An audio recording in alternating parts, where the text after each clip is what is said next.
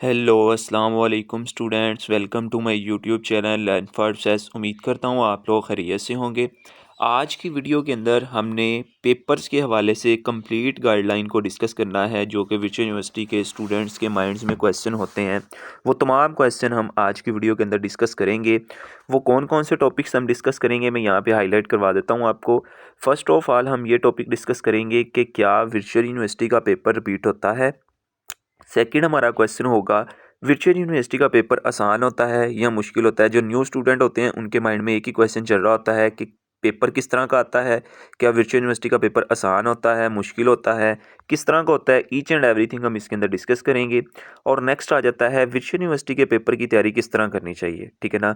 काफ़ी स्टूडेंट्स परेशान होते हैं कि ऑनलाइन यूनिवर्सिटी है, ऑनलाइन लेक्चर होते हैं, हैंडआउट से तैयारी करें, लेक्चर से तैयारी करें, इसकी किस तरह तैयारी करें। ईच एंड एवरीथिंग हम आज की वीडियो के अंदर डिस्कस करेंगे। अगर आपको इन तमाम चीज़ों का इल्म है तो आप वीडियो को स्किप करके जा सकते हैं। जो न्यू स्टूडेंट हैं उनको मैं यही मशवरा दूंगा कि आप वीडियो को कंप्लीट वॉच करें, आपको इंशाल्लाह कुछ नया सीखने को ज़रूर मिलेगा। ठीक है। हम अपना सबसे पहला टॉपिक स्टार्ट करते हैं। सबसे पहला टॉपिक हमारे पास क्या है कि वर्चुअल यूनिवर्सिटी का पेपर रिपीट होता है या नहीं होता है। ठीक है ना। ये हम चीज़ को डिस्कस करेंगे और कंप्लीट तफसील के साथ डिस्कस करेंगे। जो वीडियो को स्किप करके जाना चाहते हैं वो जा सकते हैं। ठीक है ना। जो कुछ नया सीखना चाहते हैं वो वीडियो के साथ अटैच रहिएगा, लास्ट तक वॉच करिएगा। इंशाल्लाह आपकी इन्फॉर्मेशन में इजाफा ज़रूर होगा। अगर आप हमारे चैनल पे न्यू आए हैं तो जल्दी से चैनल को सब्सक्राइब कर ले, बेल आइकन को प्रेस कर ले, ताकि इस तरह की इन्फॉर्मेटिव वीडियो आपको इसी चैनल पे देखने को मिलती नहीं। अगर इसके अलावा अगर आप हमारे व्हाट्सअप ग्रुप में ऐड होने चाहते हो तो इसी वीडियो के डिस्क्रिप्शन में हमारा व्हाट्सअप का ग्रुप लिंक है, आप उसको ज्वाइन कर सकते हो। वहाँ वर्चुअल यूनिवर्सिटी की तमाम अपडेट्स जो है ना वो मैं देता रहता हूँ। सबसे पहले हम यहाँ पे डिस्कस करेंगे हमारा ये जो पहला क्वेश्चन है कि क्या वर्चुअल यूनिवर्सिटी का पेपर रिपीट होता है या नहीं होता है। सबसे पहले हम ये देखते हैं कि वर्चुअल यूनिवर्सिटी का पेपर बनता कैसे है। देखो फॉर एग्जांपल आपकी इंग्लिश 101 है। ठीक है। यहाँ पे समझना है आपने, इंग्लिश 101 इसके डिफरेंट पेपर्स बनते हैं। अब जैसे फॉर एग्जांपल आपने अपनी एक्टिविटीज़ दी होगी, क्विज दिए होंगे। ठीक है ना। असाइनमेंट्स तो सबकी सेम आती हैं, लेकिन जो क्विज है वो आपने देखे होंगे, जितने भी स्टूडेंट हैं उन सबके क्विज जो है ना वो चेंज होते हैं। ठीक है। सबके क्विज क्या होते हैं, चेंज होते हैं। फॉर एग्जांपल अगर फर्स्ट बच्चे को क्विज आए हैं ना वो वाले 10, उनमें से कोई एक दो रिपीट होंगे सेकंड बच्चे को, कोई उनमें से एक दो रिपीट होंगे थर्ड बच्चे को, इसके इसको एक दो रिपीट होंगे, इसके इसको एक दो रिपीट होंगे। ठीक है ना। ये सारे जो क्विज और पेपर है ना आपका वर्चुअल यूनिवर्सिटी का, ये कंप्यूटर का एल्गोरिथम बनाता है, आपके टीचर नहीं बनाते। ठीक है ना। अब देखो इतने ज़्यादा क्विज, तकरीबन एक बुक के जो इंग्लिश 101 है ना फॉर एग्जाम्पल, इसके हर बच्चे के चेंज आते हैं क्विज। ठीक है ना। ये तकरीबन हज़ारों थाउजेंड कह लो आप, इतने के एमसीक्यूज इसके बन जाते हैं अगर आप तैयारी करने बैठो तो। ठीक है ना। इसके हर जो क्विज है ना वो चेंज होते हैं। अब कंप्यूटर का एल्गोरिथम जो है ना वो आपके क्विज भी वही बनाता है और पेपर भी वही बनाता है आपके। ठीक है ना। जस्ट उनको ना एल्गोरिथम को आपका सिलेबस प्रोवाइड कर दिया जाता है। फॉर एग्जांपल इंग्लिश 101 के टीचर होंगे ना, वो एल्गोरिथम को सिलेबस प्रोवाइड कर देंगे। फॉर एग्जांपल 1 से लेकर 1 to 10 लेक्चर, 1 to 10 लेक्चर में से कंप्यूटर का जो एल्गोरिथम होगा ना वो उनको ना 10 पेयर बना कर दे देगा एमसीक्यूज़ों के। ठीक है। 1 2 3 4 5 6 7 8 9, हम 9 पेयर्स की बात कर लेते हैं। 9 पेयर्स में से जो आप first student, second student, third student, fourth student, अब उसकी मर्जी है वो यहाँ पे इसको ये वाला पेयर आ जाए, इसको थर्ड वाला पेयर आ जाए, इसको 6 वाला पेयर आ जाए, इसको 9 वाला पेयर आ जाए। ठीक है ना। अब जो एक दो क्विज होते हैं ना वो एक दूसरे को रिपीट होते हैं। फॉर एग्जांपल इसको एक दो क्विज रिपीट हो गए, इसके अंदर एक दो क्विज इसके होते हैं, एक दो इसके होते हैं, एक दो इसके होते हैं, एक दो इसके, इस तरह ना पेपर चलता है। अब इसने जो क्विज किए ना वो इस बच्चे को क्विज वो वाले नहीं आएंगे। ठीक है ना। कोई एक आधा रिपीट हो सकता है, कई दफ़ा तो इस तरह भी होता है। फॉर एग्जांपल अब कुछ जो पेपर रिपीट होते हैं और जो कुछ क्विज रिपीट होते हैं, कुछ मैथ का पेपर मैं आपको बताऊंगा कि किस तरह रिपीट होता है। अब कुछ क्विज इस तरह होते हैं, फॉर एग्जांपल हमारे पास 1 2 3 पेपर 4 थे, ये 2 स्टूडेंट थे, 3 स्टूडेंट थे, इसको भी पहला आ गया। ठीक है ना। जो थर्ड वाला बच्चा था ना उसको भी पहला क्विज ही आ गया। अब देखो जो थर्ड वाला बच्चा था उसकी तो लक बहुत अच्छी होगी, क्योंकि देखो जो फर्स्ट बच्चे ने क्विज किए थे उसने उसका जो क्वेश्चन थे ना वो याद कर लिए थर्ड वाले बच्चे ने। जैसे आपको यूट्यूब पे मिल जाते हैं, ग्रुप्स के अंदर डिफरेंट क्विज मिल जाते हैं। अब जिसने ये नहीं कि आपने क्विज करने नहीं है, आपने पेपर वो करके ही नहीं जाना, आपका पेपर आपकी लक पे डिपेंड करता है। अब जिस बच्चे की तो अच्छी लक है उसको तो जो है ना वो पेपर रिपीट हो सकता है, क्योंकि देखो आपके पास 4 पेयर हैं। अब आपको नहीं पता जो फर्स्ट बच्चे को पेयर आए ना, क्या पता आपकी लक डिपेंड अच्छी हो और आपको जो फर्स्ट पेपर बच्चे को आया था आपने वही वाली तैयारी करके चले गए और आप थर्ड वाले बच्चे को भी वही वाला पेपर आ गया। ये लक पे डिपेंड करता होता है कि किस बच्चे को कौन सा। लेकिन कुछ सब्जेक्ट ऐसे होते हैं जिनका पेपर रिपीट नहीं होता, जैसे जो थ्योरी वाले सब्जेक्ट होते हैं उनका ना तो पेपर आपका आपने देखा होगा इंग्लिश 101, इसका भी किसी का क्विज़ रिपीट नहीं हुआ होगा। आपने यूट्यूब से वीडियोस देखी होंगी, आपने कहीं से भी वीडियोस देखी होंगी, इसका आपका कोई क्विज़ जो है ना वो वीडियो के नहीं अंदर से नहीं आया होगा। उसके बाद आपने पाक स्टडी देखा होगा, पाक स्टडी के सारे क्विज़ आपको जो वीडियो के अंदर से आए होंगे। CS 101 इसके भी क्विज़ आपको सारे जो इस तरह इंग्लिश और SOC 101, मैं यहाँ पे कुछ बुक्स लिख देता हूँ। इंग्लिश 101 के आपने क्विज़ किए होंगे, जिन बच्चों के होंगे। आपने कमेंट्स में ज़रूर बताना है कि आपका कोई MCQ रिपीट हुआ था, बिल्कुल भी नहीं हुआ होगा। उसके बाद SOC 101 जिन स्टूडेंट्स की उन लोगों ने क्विज़ किए होंगे वो भी कमेंट्स में बताएं कि क्या उनको रिपीट हुआ था पेपर, बिल्कुल भी नहीं क्विज़ रिपीट हुए होंगे। इसी तरह इको 401 हो गई, इकोनॉमिक्स, ठीक है ना, इनका भी जो है ना एक भी क्विज़ रिपीट नहीं होगा। कमेंट बॉक्स में ज़रूर बताइएगा जिनकी ये बुक्स थी, इनके कोई आपके क्विज़ जो है ना वो रिपीट नहीं होती और ना ही इनका रिपीट पेपर होता है, ठीक है ना। हर स्टूडेंट का पेपर चेंज आता है। अब यहाँ पे आपने फाइल्स के ऊपर डिपेंड नहीं करना, ठीक है ना। आपको यूट्यूब के अंदर से डिफरेंट फाइल्स मिल जाएंगी, डिफरेंट चीज़ें, वहाँ से आप सीखेंगे पेपर किस तरह का आता है। लेकिन आपने तैयारी करने के लिए क्या करना है, अपने हैंडआउट्स को अच्छे तरीके से करना है और अपने लेक्चर लेने हैं और आपके टोटली कंसेप्ट जो है ना क्लियर होने चाहिए। अब यहाँ पे जो पेपर रिपीट होते हैं वो कौन से रिपीट होते हैं, अब यहाँ पे हम वो वाला डिस्कस करें। मैथ का जो पेपर होता है ना वो टोटली जो है ना वो आपका रिपीट होता है। फॉर एग्जांपल जो मैथ है, अब मैं आपको बताता हूँ मैथ का पेपर किस तरह रिपीट होता है। मैथ के MCQs भी आपके जो है ना 5, 10, 10, 15, 20, एक दफ़ा तो इस तरह भी होता है कि 15 MCQs, 20 MCQs ना 27 में से रिपीट हो जाते हैं। उसकी रीज़न क्या होती है, देखो मैं आपको बताता हूँ।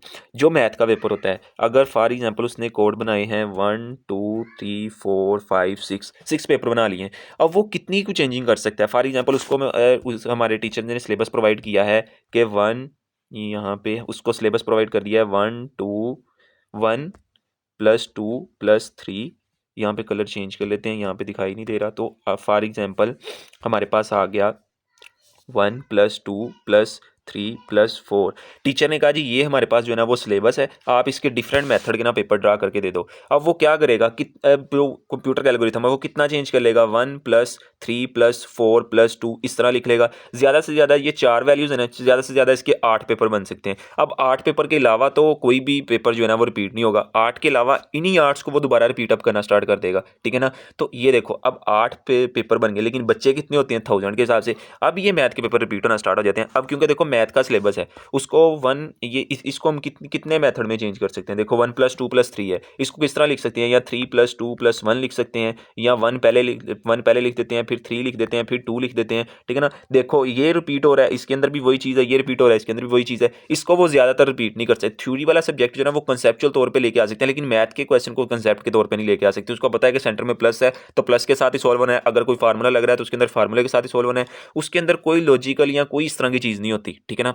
तो वो जो होता है ना हमारे पास मैथ का पेपर वो रिपीट होता है, ठीक है ना। लेकिन कुछ सब्जेक्ट के अब मैं आपको जैसे इंग्लिश बताया था, SOC 101 बताया था, इस तरह ये आपकी लक पे डिपेंड करता है, ठीक है ना। जैसे फॉर एग्जांपल SOC 101 पहले बच्चे को आया था, उसका आपको यूट्यूब पे सोल्यूशन मिल गया कि पेपर ये वाला आया है। अब आप जो थर्ड वाले बच्चे हो, ठीक है ना, अब आपको आपकी लक पे डिपेंड करता है। आपने ये नहीं कि पेपर देख के नहीं जाना, मैं आपको इसी चैनल्स पे हर बुक के करंट पेपर प्रोवाइड करूंगा, आपने वहां से देख लेना, उन टॉपिक्स को अच्छे तरीके से करके जाना, उन क्वेश्चनों को अच्छे तरीके से नहीं करके जाना। वो क्वेश्चन देखना है किस टॉपिक से आया है, उस टॉपिक को आपने अच्छे तरीके से करके जाना है, ताकि पेपर में अगर आपका रिपीट हो जाए तो बेस्ट ऑफ लक, अगर रिपीट ना हो तो उस टॉपिक के साथ अगर कोई मिलता जुलता क्वेश्चन आए तो आपको कम से कम वो क्वेश्चन आता हो, ठीक है ना। उसके बाद जो आपका मैथ का पेपर है वो आपका टोटली रिपीट हो जाता है, ठीक है ना। MCQs भी रिपीट हो जाते हैं, आपका सब्जेक्टिव पार्ट भी रिपीट हो जाता है। कई दफ़ा तो सारे शॉर्ट क्वेश्चन भी वहीं से आ जाते हैं, लॉन्ग भी वहीं से आ जाते हैं। MCQs तो भी रिपीट हो जाते हैं, ठीक है ना। ईच एंड एवरीथिंग मैं आपको इसी चैनल पर प्रोवाइड करूंगा करंट पेपर के हवाले से, ठीक है।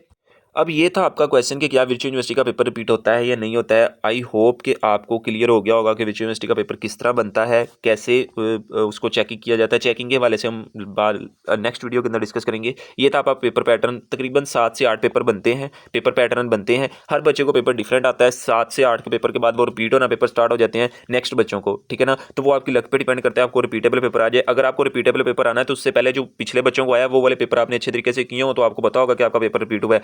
आपने इसी चैनल को सब्सक्राइब कर लेना है, मैं आपको यहाँ पे प्रोवाइड करूंगा। इसके अलावा आपने कहीं से भी आपको कोई भी मिलता है ना, आपने फाइल्स पे डिपेंड नहीं करना। आपकी ये जो मैंने आपको सब्जेक्ट बताए थे, फॉर एग्जांपल जो बताया था इंग्लिश, ये जो थ्योरेटिकल सब्जेक्ट है, इनकी फाइल्स पे ना तो वजह देनी है, ना यूट्यूब पे कोई वीडियोज़ है, वो नहीं। आपने हैंड आउट्स अच्छे तरीके से करना है और अपनी शॉर्ट वीडियो को अच्छे तरीके से वॉच करके अपने लेक्चर को क्लियर करके जाना है। थ्योरेटिकल सब्जेक्ट इनका पेपर हरगिज़ रिपीट नहीं होना, मैं आपको बार बार बता रहा हूँ। ना तो इंग्लिश का पेपर रिपीट होना है, ना SOC 101 का रिपीट होना है, ना इकोनॉमिक्स 401 का, ना MGT का पेपर रिपीट होना है। ये थ्योरेटिकल जितने भी सब्जेक्ट है ना, ये सारे आपके जो सब्जेक्ट है ना, इनका पेपर टोटली कंसेप्चुअल आता है। जो मैथ के पेपर हो गए, पाक स्टडी का हो गया, इस्लामियात का हो गया, इस तरह के जो है ना वो सारे वो रिपीट हो जाते हैं, ठीक है ना। अब नेक्स्ट क्वेश्चन हमारा क्या है कि वर्चुअल यूनिवर्सिटी का पेपर आसान होता है या मुश्किल होता है, ये मैंने आपको अभी बता दिया कि आपकी लक पे डिपेंड करता है। फॉर एग्जांपल आपके 3 शॉर्ट क्वेश्चन आने हैं। अब देखो आपके 22 लेक्चर हैं, ठीक है ना, उनमें से सिर्फ 3 शॉर्ट क्वेश्चन आने हैं 22 लेक्चर्स में से। अब आपका यहाँ पे इम्पोर्टेंट और नॉट इम्पोर्टेंट दोनों कोई मायने नहीं रखते। वर्चुअल यूनिवर्सिटी के अंदर कई दफ़ा इस तरह होता है कि बहुत ज़्यादा जो इंपॉर्टेंट चीज़ होती है ना वो कभी पेपर में आती नहीं है, किसी बच्चे को आती नहीं है। और जो बिल्कुल जिसको हम कह देते हैं ना कि ये बच्चों वाला, अब देखो वर्चुअल यूनिवर्सिटी में ना एक दफ़ा वो GSC 101, ठीक है ना, जिसके अंदर फिजिक्स केमिस्ट्री बायो होता है, उसके अंदर एक दफ़ा शॉर्ट क्वेश्चन पूछा हुआ था डिफाइन फोर्स। अब देखो नर्सरी प्रेप के बच्चे को या 1-2 के बच्चे को पूछ लो डिफाइन फोर्स क्या होता है, उसको भी आता होगा, ठीक है ना। 3 नंबर का शॉर्ट क्वेश्चन पूछा हुआ है डिफाइन फोर्स, ठीक है ना। अब देखो वर्चुअल यूनिवर्सिटी का पेपर आसान होता है किस तरह का मुश्किल होता है, अब आपके माइंड सेंस में इसको दिए, क्योंकि उन लोगों ने एल्गोरिथम को सिलेबस प्रोवाइड कर दिया। एल्गोरिथम कौन से क्वेश्चन बना के देता है, किस तरह की कुछ चीज़ें देता है। कई दफ़ा तो वो बहुत ज़्यादा इंपॉर्टेंट चीज़ें दे देता है, कई दफ़ा वो इतनी ईजी क्वेश्चन देता है ना कि हम ना हंसी आना स्टार्ट हो जाती है कि ये हम यूनिवर्सिटी का पेपर दे रहे हैं, ठीक है ना। इस तरह की शॉर्ट चीज़ें, डिफाइन वर्क डाउन, ठीक है ना, डिफाइन वर्क डन आ गई एग्जाम्पल, ठीक है ना, न्यूटन सेकंड लॉ आ गया, ठीक है ना, न्यूटन थर्ड लॉ आ गया, न्यूटन सेकंड लॉ आ गया, जो हम फर्स्ट ईयर 9th-10th के अंदर बार बार चीज़ों को पढ़ चुके हैं ना, वही चीज़ें रिपीट होती हैं आपकी, ठीक है ना। लेकिन ये होता है कि आपकी लक पे डिपेंड करता है। आपने जो ना पेपर लाजमी देख के जाना है, जो बच्चे पेपर दे के आएंगे ना उनका पेपर लाजमी देखना है कि वो किस तरह का पेपर पूछ रहा है, क्योंकि 2023 के अंदर वो किस तरह की उसकी माइंड सेंस होती है, वो एल्गोरिथम किस तरह के पेपर दे देता है, 2024 के अंदर किस तरह के पेपर देता है। आपने समझना है कि पेपर किन किन टॉपिक से आ रहा है और किस तरह का पेपर आ रहा है। उसके बाद आपके पास एक रात होगी, आपके पास एक दिन होगा, आपके पास 2 घंटे होंगे, 4 घंटे होंगे, आपने उसके अंदर जो है ना अपनी इंपॉर्टेंट चीज़ों को जो है ना वो रीड आउट करके जाना है, ठीक है। इस तरह आपका होता है कि कई दफ़ा पेपर आसान भी आ जाता है, कई दफ़ा मुश्किल भी आ जाता है। ये आपकी लक पे डिपेंड करता है कि किस बच्चे को कौन सा पेयर आता है, क्योंकि मैंने आपको बताया 10 से 12 पेयर, 7 से 8 पेयर बनते हैं। अब आपको पेयर रिपीट हो जाए, आपको बिल्कुल न्यू पेयर आ जाए, ये आपकी लक पे डिपेंड। इसी तरह क्विज होते हैं, जब आपको क्विज की वीडियो प्रोवाइड की जाती है यूट्यूब पे, तो आप कहते हो कि हमारे क्विज इसमें से आए नहीं है, कुछ बच्चे कहते हैं हमारे 10 के 10 क्विज इसमें से आ गए हैं। वो आपकी लक पे डिपेंड करता है आपको कौन सा पेयर आता है। ये नहीं कि आप अपनी लक को आजमा के आपको जी मैंने कोई वीडियो देखनी नहीं है, मैंने कोई करंट पेपर करना ही नहीं है, मेरी लक की बस इस तरह है कि मेरा पेपर आएगा ही नहीं। आपने अपनी किस्मत जरूर आजमानी है कि आपने पेपर्स करके जाना है, इंशाल्लाह आपको रिपीट जरूर होगा। नेक्स्ट हमारा क्वेश्चन है, आखिरी क्वेश्चन, कि वर्चुअल यूनिवर्सिटी के पेपर की तैयारी किस तरह करनी चाहिए। सबसे पहले अब आपने यहाँ पे पॉइंट्स अपने लिख लेने हैं जो मैं आपको बताने लगा हूँ। सबसे पहले अगर आप अच्छा CGPA लेना चाहते हो, ठीक है ना, 3, अब CGPA आपका होता है 3+, ठीक है। कुछ बच्चे पूछे थे कि ये CGPA कैसे क्या होता है, ठीक है ना, जो तो जिनको इल्म नहीं है वो आपके जैसे 9th-10th first year second year के अंदर नंबर होते हैं ना, लेकिन यूनिवर्सिटी के अंदर आकर आपका CGPA हो जाता है, ठीक है ना। आपका ओवरऑल जो CGPA ना हर सेमेस्टर का 4 CGPA होता है, फिर ओवरऑल आप जब आपको डिग्री देनी होती है तब आपका 4 CGPA होता है। उसमें से अगर आपकी 2+ CGPA हो तो आपको डिग्री प्रोवाइड की जाती है, अदरवाइज आपको डिग्री प्रोवाइड नहीं की जाती, ठीक है ना। ये चीज़ें बात की, इसको हम नेक्स्ट वीडियो के अंदर भी डिस्कस कर सकते हैं, लेकिन आज की जो हमारा टॉपिक है ना वो है कि वर्चुअल यूनिवर्सिटी के अंदर पेपर की तैयारी किस तरह करनी है। सबसे पहले आप अपने हैंडआउट्स को जो है ना वो डाउनलोड कर लें, जितने भी स्टूडेंट्स हैं हैंडआउट्स को अच्छे तरीके से डाउनलोड कर लें।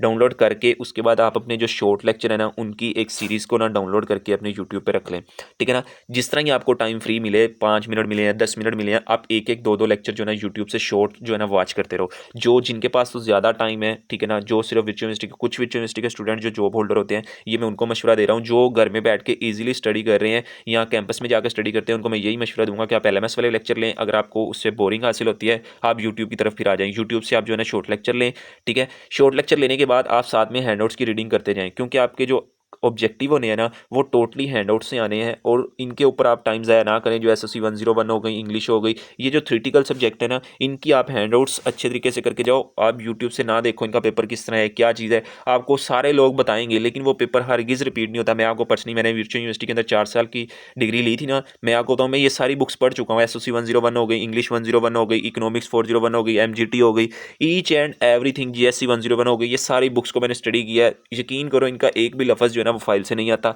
यूट्यूब पे जितनी तैयारी वाले पढ़े हैं वो आप देखो ज़रूर, उनकी तैयारी करो ज़रूर, लेकिन उसको अच्छे तरीके से समझो, उसको रट्टा लगा के ना जाओ, ठीक है ना। आपको कि ये क्वेश्चन उसने समझा दिया है, मैं बस यहाँ से लेकर यहाँ तक इसको जो है ना रट्टा लगा लूँ और पेपर के अंदर जो है ना वो यही क्वेश्चन आया होगा, ऐसा हरगिज़ नहीं होगा पेपर के अंदर। पेपर के अंदर अब आपको नहीं पता, कई दफ़ा बिल्कुल ही आसान आ जाता है। अब आपको जी उसको डिफाइन फोर्स आ गई थी, मुझे भी जो है ना वो वर्क डाउन आ जाएगी, इस तरह नहीं है। आपको ऐसा क्वेश्चन भी आ सकता है कि आपके इधर से दिमाग में जाएगा और आगे से निकल जाएगा। इस तरह का क्वेश्चन भी वर्चुअल यूनिवर्सिटी के अंदर आता है। कई दफ़ा जब मैंने पेपर दिया था ना, कई दफ़ा मुझे क्वेश्चन की समझ ही नहीं आती थी कि क्वेश्चन इसके अंदर पूछ क्या रहा है वो, ठीक है ना, हमने इसका आंसर क्या देना है, उसके रिलेटेड जो टॉपिक थे ना वो लिख के आ जाते और अल्हम्दुलिल्लाह ठीक हो जाता था, ठीक है। आपने कंसेप्ट वाइज जो है ना अगर याद करोगे तो कंसेप्ट वाइज कामयाब हो, अगर आप रट्टा लगाओगे तो विच यूनिवर्सिटी के आप हरगिज़ इसके अंदर 3+ CGPA नहीं ले सकते। आपको कि बुक मैंने हैंडआउट्स ओपन कर ली है, मैं फर्स्ट लेक्चर को यहाँ से लेकर यहाँ तक याद करूँ, यहाँ से लेकर यहाँ तक याद करूँ, याद वर्चुअल यूनिवर्सिटी के अंदर कुछ भी नहीं करना, जस्ट अपने कंसेप्ट क्लियर करने हैं और उनको अपनी वर्डिंग के अंदर उसको याद करना है, ठीक है। अक्सर आपने देखा होगा जब आपकी क्विज या असाइनमेंट्स आती हैं, असाइनमेंट्स के अंदर उसने क्या लिखा होता है कि आपने अगर हैंडआउट से मटेरियल लिया या नेट से लिया, हम आपका 0 मार्क्स देंगे, आपने अपना कंसेप्ट यूज़ करना है। वर्चुअल यूनिवर्सिटी आपको बार बार यही कहती है कि आप अपनी वर्डिंग के अंदर सारी चीज़ एक्सप्लेनेशन करो, हम आपको पूरे नंबर देंगे। आप असाइनमेंट्स के अंदर गौर करो, वो आपको बार बार ये चीज़ कहते हैं कि अगर आप अपनी वर्डिंग में सारी चीज़ें लिखोगे तो हम आपको पूरे नंबर देंगे, अगर आप नेट से लोगे या हैंडआउट से लोगे हम आपको पूरे नंबर हरगिज़ नहीं देंगे, ठीक है ना। ये थे आपके कुछ क्वेश्चन जो बच्चों के बार बार माइंड्स में आ रहे थे, ठीक है। तो आई होप कि आपको जो आपके सारे क्वेश्चन क्लियर हो गए होंगे। अब आप यहाँ पे लास्ट पे देख लो, एक आपने हैंडआउट्स अपने डाउनलोड करने हैं, दूसरा आपने अपने शॉर्ट लेक्चर डाउनलोड करने हैं, तीसरा आप जो ना करंट फाइल्स डाउनलोड कर लो। जिन बुक्स के पेपर रिपीट होते हैं ना, जैसे मैंने आपको बताया मैथ के, उनकी तो आप तैयारी चाहे यूट्यूब से कर लो चाहे फाइल से कर लो, उनका पेपर आपका क्लियर हो जाएगा। लेकिन जो इस तरह के सब्जेक्ट है ना, इनके अंदर F ग्रेड बहुत ज़्यादा आता है। CS 101 हो गई, CS 201 हो गई, इकोनॉमिक्स हो गई, SOC हो गई, इंग्लिश हो गई, स्पार्क स्टडी इस्लामियत, इनका पेपर भी रिपीट हो जाता है, ठीक है ना। इनकी भी टेंशन लेने की जरूरत नहीं है, ये आप अच्छे तरीके से जो है ना क्लियर कर लोगे। लेकिन जो थ्योरेटिकल बाकी सब्जेक्ट है ना, उनके अंदर बच्चों का बहुत ज़्यादा F ग्रेड आता है। आप कहीं किसी भी विच यूनिवर्सिटी के बच्चे से उठाकर पूछ लो जो तीसरा चौथे सेमेस्टर में होगा, उनसे पूछ लो, उनका इन्हीं बुक्स के अंदर किसी ना किसी ग्रेड के किसी ना किसी सब्जेक्ट के अंदर F ग्रेड जरूर आया होगा, ठीक है ना, क्योंकि उनको इन चीज़ों का इलम नहीं होता, ठीक है ना। अब जिस बच्चे ने इन चीज़ों से गुजरा हुआ है ना, उसको इलम है, तो मैं आपको गाइड कर रहा हूँ कि आपने इन चीज़ों पर बिल्कुल भी फोकस नहीं करना, अपने हैंडनोट्स पर फोकस करना है। उसके बाद आपने अपने जो है यूट्यूब से शॉर्ट लेक्चर लेने हैं, ठीक है ना। उसके बाद एंड पे करंट पेपर देखो कि विच यूनिवर्सिटी के अंदर पेपर वो किस तरह पूछता है, क्योंकि आप देखो 22 लेक्चर हैं, ठीक है ना। अब कुछ बच्चे क्या कर रहे हैं, 22 लेक्चर के 22 लेक्चर्स को रट्टा लगा रहे हैं, बहुत चीज़ें याद करते जा रहे हैं। अब देखो आपका याद करने का कोई फायदा ही नहीं है। आप यहाँ तो कंसेप्ट ले रहे हो, फिर तो वेल एंड गुड है, ताकि आपको लाइफ के अंदर आपकी डिग्री के ऊपर अच्छी ग्रिप हो और आप उसको कवर कर सको, ठीक है ना। अगर आप उसको जस्ट याद करते जा रहे हो तो फिर देखो 3 शॉर्ट क्वेश्चन आने हैं। अब आपको नहीं पता 22 लेक्चर में से कौन से 3 शॉर्ट क्वेश्चन आने हैं, ठीक है ना। आपने क्या पता वो वाली चीज़ याद ही ना की हो जो पेपर में आनी है, ठीक है ना। या आपको अगर गुड लक हो तो आपने वही चीज़ याद की हो जो पेपर में आनी हो। इसलिए आप कंसेप्ट लो हर चीज़ों के, ये ना हो आप पहले 10 लेक्चर तैयार कर लो, आपको जी मेरे 10 लेक्चर में से पेपर आ जाएगा, आपका इस तरह होगा 3 के 3 शॉर्ट क्वेश्चन जो है ना वो नेक्स्ट 10 लेक्चर में से आ जाए। कई दफ़ा तो इस तरह होता है कि पहले 10 लेक्चरों में से कुछ आता ही नहीं है, एंड वाले 3 लेक्चरों में से ही सारा पेपर आ जाता है। एंड वाले 3 लेक्चरों में से 3 शॉर्ट आ जाते हैं और 3 लॉन्ग जो है वो भी एंड वाले 3 लेक्चरों में से आ जाते हैं। विक्टोरिया यूनिवर्सिटी के पेपर का किसी को कोई आइडिया नहीं होता। ये तो तब आइडिया होता है जब बच्चे पेपर दे के आते हैं, स्टूडेंट्स पेपर देखते हैं, अच्छा इस तरह का पेपर आ रहा है, इन टॉपिक्स में से आ रहा है, तो वो वाले टॉपिक अच्छे तरीके से करके चले जाते हैं और उनका पेपर वहीं से आ जाता है। तो आपने जब आपकी लिंक ओपन होगा डेटशीट का, मैं आपको यहाँ पे डेटशीट भी प्रोवाइड करूँगा, और आपने फर्स्ट डे ना कोशिश करनी है कोई पेपर ना रखो। जो बच्चे पेपर दे कर आएंगे